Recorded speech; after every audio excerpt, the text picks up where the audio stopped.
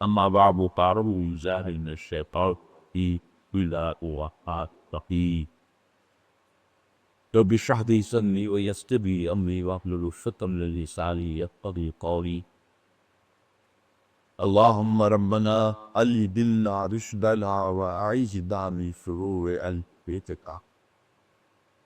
وأرنا الحق حقا وارزقنا اتباعه وأرنا الباطل باطلا وارزقنا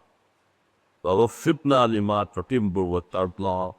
وتقبل إنا فإنك خير المتقبلين آمين لا ونعت بسم الله کریں عادی سوال تو لیتا ڈاکٹر صاحب میرا نام واصف علی ہے اور پیشے کے لحاظ سے میں سول انجینئر ہوں، اس کے علاوہ رفیق تنظیم اسلامی ہوں۔ میرا سوال یہ ہے کہ اسلامی جماعت کا جو امیر ہوگا اس کے پاس ویٹو پاور ہوگی کہ نہیں ہوگی؟ اگر نہیں ہے تو پھر حضرت ابوبکر صدیق رضی اللہ تعالیٰ عنہ کے جو اسامہ بن زید رضی اللہ تعالیٰ عنہ اور زکوٰۃ نہ دینے والوں کے خلاف جو جنگ تھی اس کو آپ کس نظر سے دیکھتے ہیں؟ زیب کے اصول کو اپناتے کہ دو نظام ہیں دنیا میں، جماعت صادق کے یا کوئی بھی اجتماعیت تنظیم ہے، چاہے وہ انجمنی ہو تو یہ مسئلہ کھا ہوتا ہے گا، چاہے تو جماعت ہو۔ ایک نظام وہ ہے کہ جو آج کے زمانے کا ہے، جو پچھلی صدی میں انٹروڈیوس ہوا ہے، اس سے پہلے ہماری پوری تاریخ کو کا کوئی بھی کہ پہلے یہ طے ہو کہ آپ جب آپ بتا رہے ہیں کہ اندازوں کو پاس کیا ہے، اس میں رولز آف ایسوسیشن کیا ہے، میمورینڈم آف آرٹیکل کیا تھے، یہ تو آپ اگر کی لمیٹڈ تفتی بنانا کہتے ہیں کمی دے گا پا آئی دو اس کو ایکسیپٹ کریں وہ دیتا وہ ممبر تو اپنے میں سے اپنا صدر جو ہے دو بیٹے آئی موٹی اور اس کوارٹر میں ظاہر بات ہے کہ کنوینشن بھی اراؤنڈ ہے، آپ جو امیدوار ہیں وہ بھی امیدوار ہیں، اگرچہ کہنے کو تو کر دیتے ہیں کوئی امیدوار نہ ہو بلکہ یہ کہ لوگ کوئی اور اسے جو ہے وہ پروپوز کرے، لیکن ہوتا کیا ہے وہ تو سب جھوٹ ہے، فراڈ ہوتا ہے۔ یہ خانہ پوری ہوتی ہے کہ میں تجویز کرتا ہوں، دوسرا کہتا ہے میں تائید کرتا ہوں، اب وہ امیدوار ہو گیا، کسی اور کے حق میں کوئی اور کھڑا ہوا دیکھا میں تجویز کرتا ہوں میں تائید کرتا ہوں، وہ کھڑا ہو گیا، اب ان میں ووٹنگ ہوگی، پھر اس کے ساتھ ہی کوئی نہ کوئی مینیجنگ کمیٹی، کوئی شورا، کوئی ادارہ بنایا جائے گا، وہ بھی الیکٹڈ ہوگا اسی طریقے سے۔ پھر یہ کہ طے ہوگا کہ آیا یہ جو شورا ہے یا مینیجنگ کمیٹی ہے، امیر یا صدر جو ہے آیا اس کی رائے کو ویٹو کر سکتا ہے یا نہیں۔ اگر ویٹو کر سکتا ہے تو اسے آج کہتے ہیں پریزیڈنشل نظام، اگر وہ تابع ہوتا ہے شورا کے تو وہ ہے یہ جو ہے پارلیمنٹری نظام۔ یہ دو ہی نظام دنیا میں آج ہیں جو چل رہے ہیں۔ دوسرا نظام وہ ہے جو ہماری پوری تاریخ میں ہے، قرآن میں ہے، سنت میں ہے، سیرت میں ہے، 1300 برس کی تاریخ میں ہے، وہ یہ ہے کہ کوئی شخص کھڑا ہوتا ہے بحیثیت داعی۔ اب وہ داعی جو ہے کھڑے ہو کر کہتا ہے کہ میں یہ کام کرنے چلا ہوں، میں اللہ کا دین غالب کرنے کی جدوجہد شروع کر رہا ہوں۔ Who comes with me? Who joins hands with me? کون آتا ہے میرے ساتھ ہاتھ ملاتا ہے، جوڑتا ہے؟ جو لوگ آتے ہیں اس کے ساتھ ہاتھ ملاتے ہیں، بیعت کرتے ہیں، ہاں بیعت میں ہاتھ کا مصافحہ ہی تو ہوتا ہے، اور وہ جو ہے اس کے ساتھی بن جاتے ہیں۔ اب وہ الیکٹڈ امیر نہیں ہے، وہ تو خود آپ کہہ سکتے ہیں سیلف اپوائنٹڈ امیر ہے، وہ داعی ہے، داعی ہونے کے ناطے وہ امیر ہے، جو آیا ہے اس کا مددگار ہے، ناصر ہے، انصار میں سے ہے۔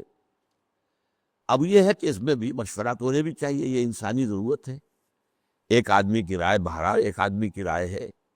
100 آدمیوں کی رائے کے اندر کوئی نہ کوئی بہتری کی شکل پیدا ہو سکتی ہے، تو شورا بھی ہوگی، اور وہ شورا جو ہے وہ نامینیٹڈ بھی ہو سکتی ہے، جیسے کہ خلفائے راشدین کے دور میں تھی یا حضور کے زمانے میں تھی، وہاں کوئی شورا کا انتخاب میں نہیں ملتا، لیکن یہ کہ ایسا بھی ہو سکتا ہے شورا آپ الیکٹ کرے۔ پھر سوال وہی پیدا ہوگا کہ یہ امیر جو ہے یہ 4 سال کے لیے یا 2 سال کے لیے یا 6 سال کے لیے ہوگا یا لائف ٹائم کے لیے؟ یہ میرے نزدیک لائف ٹائم ہے۔ حضرت ابو بکر ہو گئے تو ظاہر بات ہے ان کے انتقال ہی پر ان کا دور ختم ہوا، حضرت عمر کا شہید کر دیا گیا تب دور ختم ہوا، حضرت عثمان شہید کر دیے گئے تب دور ختم ہوا، حضرت علی شہید کر دیے گئے تب دور ختم ہوا۔ اور پھر یہ کہ اس جماعت کے اندر جو شورا ہے اس پر ووٹنگ ویٹو کا حق حاصل ہے امیر کو، جیسا کہ ابھی آپ نے مثال دی ہے کہ حضرت ابو بکر کا ایک فیصلہ تھا، آپ اس پر ڈٹ گئے، اگرچہ بہت سے لوگوں نے، اب یہ تو نہیں ہے گنتی تو ہمیں معلوم نہیں کہ اکثریت تھی یا نہیں تھی، لیکن جب حضرت عمر جیسے شخص بھی اس پہ مشورہ جو ہے اس کے برعکس دے رہے تھے تو معلوم ہوتا ہے کہ باقی، اور جو الفاظ حضرت ابو بکر نے فرمائے کہ اگر کوئی بھی میرا ساتھ نہیں دے گا تب بھی میں جاؤں گا اور جہاد کروں گا، اس سے معلوم ہوتا ہے ویٹو ہے۔ تو یہ بات سمجھ لیجئے کہ یہ ہے۔ اچھا، اس دوسرے قسم کا جو نظام ہے اس میں کوئی کنوینسنگ نہیں ہوتی، کوئی امیدوار نہیں ہوتا، اور کوئی نجوہ گروپنگ علیحدہ علیحدہ گروپ بنا کر اور اپنی رائے بنا کر کوئی جو ہے وہ ایک جس کو بنا لیا جائے ایک یعنی دھڑا اور پریشر گروپ، یہ نہیں ہوتے۔ تو اسلامی نظام میں خلافت میں اس وقت جو تھا وہ میں نے بتا دیا، لیکن میری رائے میں اب جو خلافت قائم ہوگی، یہ میری ذاتی رائے ہے، اس میں لوگوں کا اختلاف ہو سکتا ہے، کیونکہ جس طرح کی تزکیے کے کیے ہوئے لوگ اس وقت دستیاب تھے جن کا تزکیہ حضور نے کیا تھا، ابو بکر، عمر، عثمان، علی، یہ کون تھے؟ ان کا تزکیہ تو حضور نے فرمایا تھا، لہذا ان کے بارے میں کسی بھی طرح کی بدنیتی کا تو وہ شائبہ بھی کسی درجے میں بھی خیال بھی نہیں آ سکتا، خیال بھی آئے گا تو ہمارا ایمان جو ہے اس کے لالے پڑ جائے گا بدنیتی کا۔ ہاں، آپ ان کی رائے سے اختلاف کر سکتے ہیں لیکن بدنیتی نہیں ہے۔ اس نظام کے اندر کوئی نجوہ، کوئی دھڑے بندی، کوئی گروپ بنا لینا، کوئی اور کرنا، کوئی کنویسنگ کرنا، یہ بالکل حرام مطلق۔ اب جو نظام بنے گا وہ میرے نزدیک اس میں خلافت خلیفہ کا انتخاب بھی ہوگا، ظاہر بات ہے۔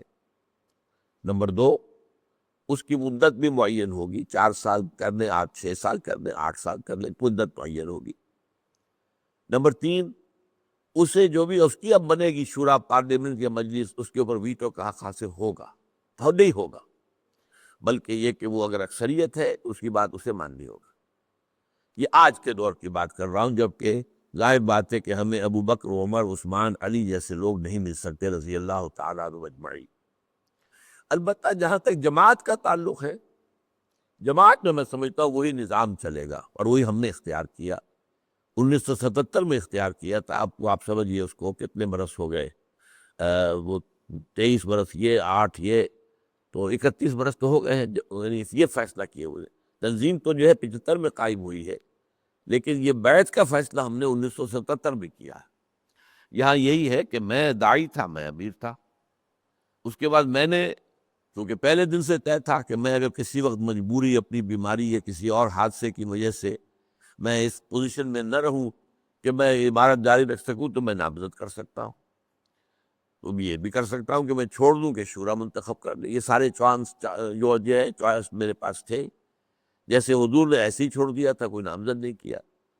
حضرت ابو بکر نے نامزد کیا رضی اللہ تعالیٰ عنہ، حضرت عمر نے 6 آدمیوں کی کمیٹی بنا دی۔ یہ مختلف طریقے، اس لیے یہ سارے طریقے ہم اختیار کر سکتے، تو پھر میں نے عاقب سعید صاحب کو نامزد کر دیا، لیکن ظاہر بات ہے کہ ان کی یہ وہ 2-4 سال کے لیے نہیں ہے، اس سے لائف لانگ پروسیس، اور یہاں بھی کوئی امیدواری نہیں، کوئی کنویسنگ نہیں، کوئی انٹریگز نہیں، کوئی جتھے بندی نہیں، کوئی دھڑے بندیاں نہیں، کوئی جو ہے نجوہ نہیں، یہ ساری چیزیں حرام مطلق ہے۔ جو کوئی کرتا ہے وہ گویا کہ نظم کی خلاف ورزی کر رہا ہے، نظم کے خلاف بغاوت کر رہا ہے۔ اور اسی طریقے سے یہاں پر شورا کی اکثریت پر امیر کو ویٹو کا حق حاصل ہے، وہ ویٹو دے دے، ٹھیک ہے، بات ختم ہو جائے گی۔ اس لیے کہ یہاں تو یہی ہے، ہاں اگر کوئی شخص یہ سمجھے کہ یہ تو خلاف کتاب و سنت حکم دے رہا ہے تو وہ کھڑا ہو جائے، ڈٹ کر بیان کرے، ثابت کرے، ہو سکتا ہے بہت سے لوگ جو ہے اس کے ساتھ جو ہے ہم متفق ہو جائے، لیکن یہ کہ پھر بھی وہ نہیں مانتا بھی، تو یہی ہے کہ وہ تنظیم کو چھوڑ دے۔ ظاہر بات ہے اکثریت چھوڑنے کی تنظیم کی عمارت کہاں رہ جائے گی، یہ اس کی جگہ پر آؤٹ لیٹ ہے صرف، لیکن بہرحال اس میں نارمل جو معاملہ وہ یہی ہے کہ امیر کو ویٹو کا حق حاصل ہے۔ البتہ اگر اللہ تعالیٰ نے ہمارے ہاتھوں یا ہماری زندگی میں وہ نظام خلافت علی منہاج النبوت کا قائم کیا، تو میں نے آپ کو بتایا ہے کہ وہ چیف ایگزیکٹو کی حیثیت سے اسے اختیارات بہت حاصل ہوں گے، جس کی تھوڑی سی مثال دنیا میں جو ہے وہ امریکن پریزیڈنٹ ہے، اس کے اختیارات بہت وسیع ہیں۔ لیکن یہ ہے کہ بہرحال چیکس اینڈ بیلنسز جو ہوا کرتے ہیں وہ آج کے انسان پہ جو بھی کوئی ہو اس کے اوپر کچھ نہ کچھ رکھنے پڑیں گے، اس لیے کہ اس طرح کا آدمی اب ہم توقع نہیں کر سکتے۔ ہو جائے کوئی تو ہو سکتا ہے، لیکن یہ کہ نظام جو ہے وہ ایسا ہی ہوگا کہ جس میں وہ 4 سال بعد یا 6 سال بعد اس کا ایک الیکشن دوبارہ ہونا، اور یہ بھی آپ کو معلوم ہے کہ طے کیا ہے کہ اکثر و بیشتر جگہوں پر کہ 2 ٹرم سے زیادہ ایک نہ ہو، یہ ضروری نہیں ہے کہ ہم اسے اختیار کریں، 2 3 4 ٹرمز ہو سکتی ہیں، لیکن یہ کہ بہرحال اس میں جو ہے میرے نزدیک وہ معاملہ وہ نہیں ہو سکتا جو خلفائے راشدین کا تھا رضی اللہ تعالیٰ عنہ۔